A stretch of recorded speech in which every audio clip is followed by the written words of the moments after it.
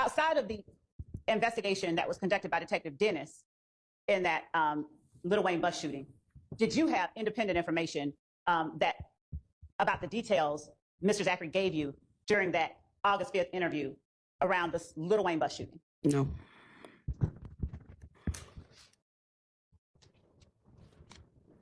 Do you know whether Detective Dennis had information during his investigation that could corroborate or disprove parts of what was being said? I'm not sure.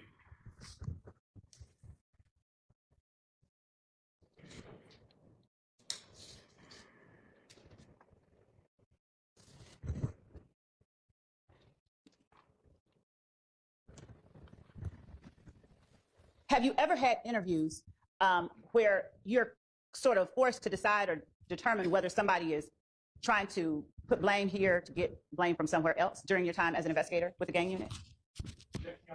Sustained. Okay.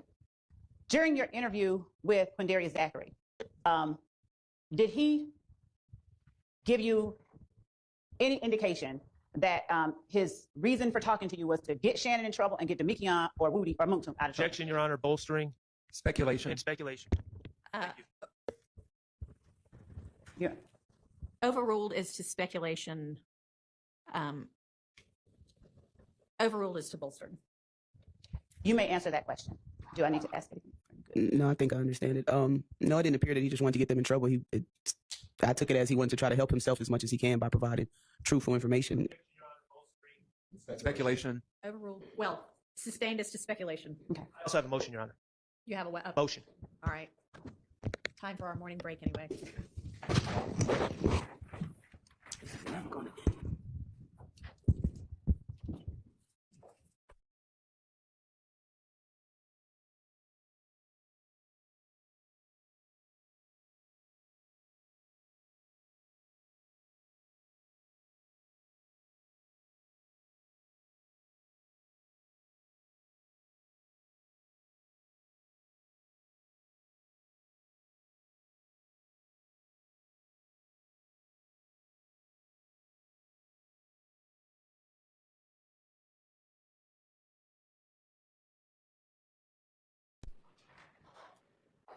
Answer. Your Honor, at this time, I'm going to move for a mistrial on behalf of Mr. Stillwell. We have, first of all, I'll point out that we've been referring to Ms. Gaither as, I believe, Sergeant. And I say that to say that she is not someone that just came off the street to testify with no understanding of how the process works. She's experienced. She's, I'm sure, testified many times before. She just informed the jurors that her belief is that Mr. Zachary did not want to harm Mr. Stillwell specifically, but that's not my objection. My objection is she testified his intent was to come in and give truthful, to get himself out of trouble by giving truthful information. That was absolutely improper. That was vouching for a witness. That was bolstering. And that is a basis for a mistrial. From an expert, I'll point out as well. Your Honor, my response is that the court very well could and should instruct the jury that as to the witness's opinion about a interviewees. Well, first, my response is we vehemently object to a mistrial. Secondly, the court could and should instruct the jury that a witness's opinion about another witness's statements or, testimony or anything that they said is not to be considered by the jury. The jury is the person that determines the credibility of the witnesses. And I can make certain that Sergeant Gaither knows when I'm asking regarding any indication that to not talk about truthfulness, but just to give objectively what indication or whether she considered that there was an indication. Secondly, a mistrial is in no way warranted in this case. When Sergeant Gaither did not say Quindarius Zachary was being truthful, she said, I perceived. She said, I perceived. And that is why an instruction would be warranted, that her opinion about his truthfulness is not to be considered by the jury. They make the determination about credibility. There is nothing about any of the exchange that just occurred that warrants or in any way justifies a mistrial. At best, an instruction. Hi, peeps. Welcome to the channel. Today's rant. Today was interesting, but expected. Gaither, retired Detective Gaither, every time she gets on the stand, the last two times I've seen her on the stand, she is She is. She's just annoyed to be there. And her annoyance, it seems to be with the state as well for even calling her. She seems very annoyed. She doesn't seem at all like interested or excited to have to testify. She seems as if they are infringing on her time, her life, her space, and she does not appreciate it. That is my personal observation based on just how she presents herself. But when the defense gets up there, she gets very confrontational is how it comes across. It doesn't come across assertive. It doesn't come across as obtuse. It doesn't come across as annoyed. It seems confrontational, like she's ready to pick a verbal argument and go tit for tat with the defense with every single question. With Shar, she's downright combative and ready to go blow for blow with him. But with Still, she gets so confrontational, as if he is like just completely bothered. Like, I don't know how to explain how she acts with them. It's besides the verbiage that I've already used. I don't know why she's that way. I guess she doesn't like the fact that they're defending people, but for her to have said that she seen the post that Jeffrey Williams made regarding, RIP Long Live Nut, but that wasn't of any relevance to her at all in this case, that you want to say that Jeffrey Williams gave the order to kill Nut because he didn't want Rich Homie Quan to sign with Cash Money's label, which makes no sense. But then now you're getting into these interviews where other people are saying that Jeffrey Williams had no clue that anyone had anything to do with killing Nut. But still you want to argue that somehow he ordered it? And then you're mad at the defense for basically trying to debunk that because they have now bothered you by asking you questions. It's almost as if she's like, I did what I did. I investigated what I did. And you guys don't have the right to question my work or my colleagues' work. That's almost like how this comes across. Now, the incident with the hot micing, I can't give you the exact timestamp, but I will insert it because I did find it. And when I heard it, I was like, I was just, listening to it with my earbud in. And I was like, hold on, what did she just say? And she started to say something before that, before he even played the clip. I think the second clip of Woody, she's like, oh, Still.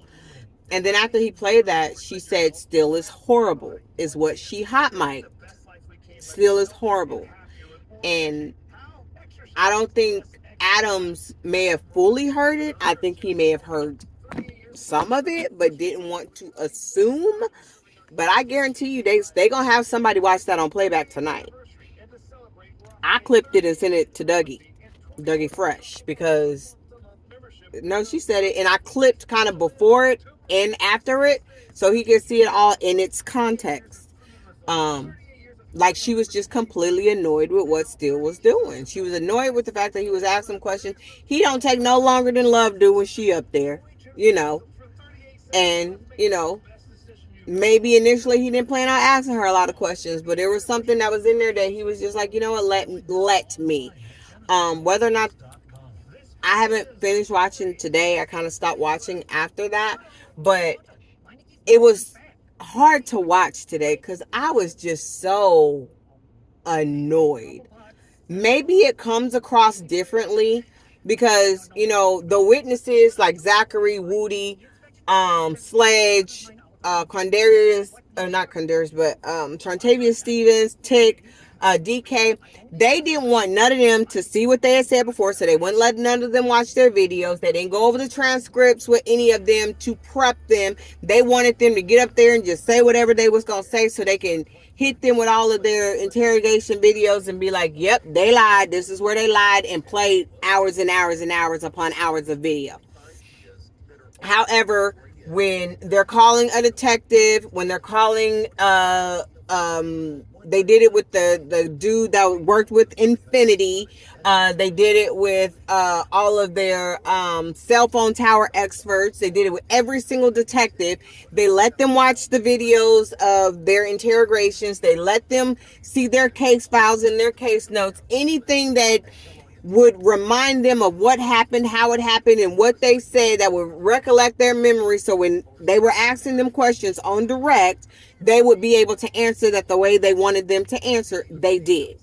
But anybody that could potentially help the defense, they made sure that they were not prepared under any circumstances. And they were okay saying, we do not have to show them their interrogation videos to prep them. We can just ask the question, and if they don't remember it some 9.5 years later, we don't have to refresh their recollection, even though you literally see them do that on the stand with these officers.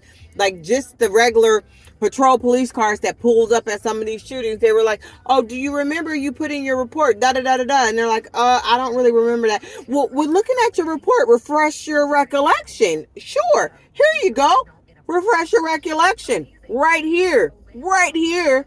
This line is what I'm wanting you to recollect your memory on. But anybody else, they're like, nope. Now we get to play their whole 6-hour interview because they didn't remember saying X, Y, and Z. It's so frustrating. It's so annoying.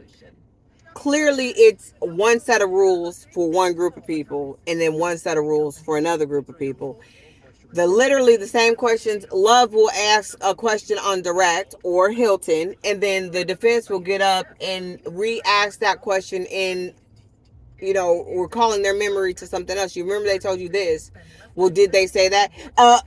Objection, objection, objection. Vague. Okay. Okay. If that's what it is, okay. I'm just ready for Gaither to get off the stand. I can't stand it when she up there. She's rude, she's confrontational, she's combative, she's disrespectful. And I would never want someone like her investigating a case involving my family member, because they all over the damn place and they ain't looking for the truth. They looking to piece the story together the way they want to piece it together. And the fact that she wants to hide her face really pisses me off, seeing that I just seen her on the basketball game a couple of months ago when they shouted her out and her waving to the crowd like, hey, Detective Gaither here. Not only that, my daughter just watched an episode of First 48 where she brought someone into the daggum interrogation room. So, and guess who face was there bright and center? Her and Dennis. So, Dennis all over social media. It's just amazing to me. It's just pick and choose. It is what it is. I don't even understand what happened on Monday. It seemed like to me Judge Whitaker felt bad about going off on Adrian Love, even though what she did was go off a bowl. Now I want to make up for it by sustaining all of her objections and saying things in her favor, because I guess, my conduct was maybe that of which someone who should have called a mistrial, but I didn't. So let me kind of cater to Love for a little bit to justify not calling a mistrial. That's what I got from her behavior the last couple of days. I don't know about you. And now I'm not gonna tell Gaither to not make faces, because then the jury can see that this is how she presenting herself. Okay, but is it professional though? Is it? Because now, it's one thing when you got the street dudes doing it. You want to say they ain't got no manners, no home training. But what about her? Who's a professional? And is expected to conduct herself a certain way. Why is that not required? Why is that not okay? Okay. Okay. When you got people's lives on the line, it's okay. Okay. Okay. It is what it is. I'm not, I'm angry today with this BS that I'm seeing. I'm just angry. I am. I'm just angry. So I'm sorry if I'm coming across super rude and biased, but right now I am because I'm angry. This is a mess. It really is. And I pray every single day that this stuff ends. But in all reality, I was really angry because, you know, when all the mess happened with Jeffrey Williams, with everybody, with the whole Glanville situation, it was right after Paige Whitaker took over and we were hoping for a mistrial. I was, you know, we were all in Cat Not Williams chat. And, you know, I got the inclination one day. I was like, you know what? Let me just write a letter to him. They were saying that he was in Cobb County. A bunch of stuff was happening. I was like, let me just let him know his fans are out here supporting him. You know what? We're doing our best to share and keep people aware of what's happening and draw people's attention to it so they can see. We need to get more bodies in the courtroom. Those who are able can get down there. Unfortunately, I live out of the state and it's not close. So, you know, I was posting, you know, I said, let me just write a letter. I did. And it was really just a letter. It was like a paragraph. It was just like letting him know we are supporting him. We're out here. We're rooting him on. We're cheering him on. We're wishing him the best. We really do hope that he gets a mistrial. But if not, you know, we're fighting with him. You know, it's not in the same context, you know, because we're free and he is not. But just letting him know we support him. We're here with him. We see what's happening. We don't agree. We're all sharing it amongst each other and trying to reach as many people as we can. That's what my letter said. I got this letter back 2 months later, 3 months later, something like that. 2 months later, 3 months later, something like that. I want to say it's almost 2 months later because Judge Whitaker's been on for about 38 days. I think Glanville left around day 100, something like that. So it's almost 2 months later. And it marked my letter as contraband, undeliverable. I was pissed. I was like, what does that even mean? There was nothing in there besides the letter itself and a paragraph on, you know, some notebook paper. That was it. I was going to type it up, but I was like, you know, I don't want him to think that I'm treating him random, you know? I wanted it to seem personal because it was, for me, it was. And it wasn't no clout thing. It was just really because I was so discouraged by what had happened to him. And, you know, so yeah, I was pissed. It is what it is. I'm biased right now. I'm in a mode. But you know, anyways, sorry about that, guys. Like, share, subscribe. Thank you to those that are subscribing. Thank you to Kat for shouting me out today. I appreciate you. As soon as we get to 100 subscribers, I can start streaming. But yeah, you guys, like, share, subscribe, tune in, keep supporting. Let's keep supporting them. Let's let them know that we're all here for them. And even if you're not here for them, thank you for watching my video. Even if you're just here for the drama, I appreciate you. So yeah, till next time, peace. Do you remember that? I don't remember him stating he was following someone. Okay.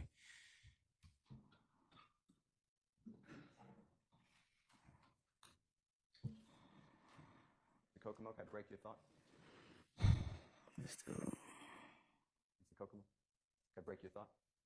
Your Honor, this is already in evidence. It states 278YE as in Aaron, and this is Jeffrey Williams 240II, and this is 9:58:14 a.m. to 9:58:46 a.m.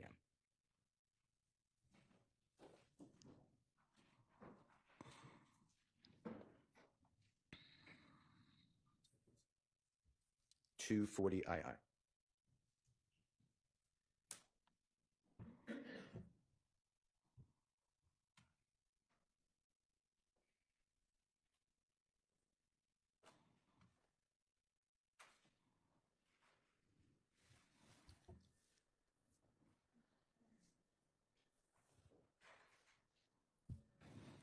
Please stop talking.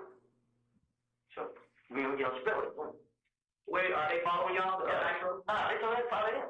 Okay, so y'all follow them. Yeah, but when you told me, hell no, I ain't gonna follow them. But if you even got coming. I'm trying to keep these out, see what the hell going on. Boom. So we followed into the door. They stayed downtown on the Sky House. Every day. I followed them down there. So when I followed them down there, I see the door, they get up. So now he got covered. Were you able to understand that? Yeah, I remember this in the video. Okay. And is it accurate to say, I'm not saying it's accurate in life, but is it accurate to say Mr. Copeland told you that he was following Mr. O.G. Bentley's car to the Sky House where Jeffrey Williams lives? He said them. I don't remember him saying O.G. Bentley or Bentley's name. Okay. Let's do this one, then it might put in context. Your Honor, it's the same State's Exhibit 278YE. This is Jeffrey Williams 240JJ. The times are 2:57:47 to 2:57:58 p.m.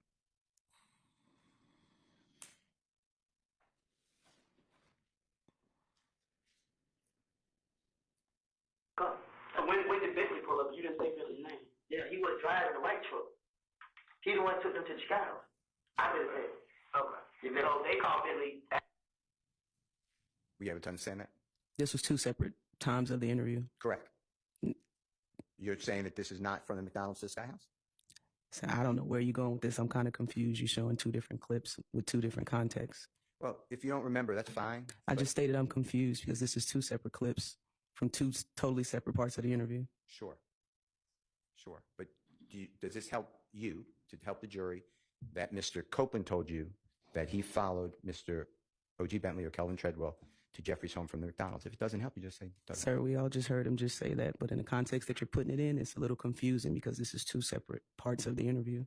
Well, from your knowledge of the interview and this case, is that what Mr. Copeland said? That's what he just stated on there, yes. Okay. Then I want to go back to the original question I asked This is about horrible. interviewing allowing Mr. Copeland to speak with Mr. Garlington on a non-recorded line, okay? I don't believe I stated I'm it. sorry to interrupt, Judge. May we approach briefly, please? Yes.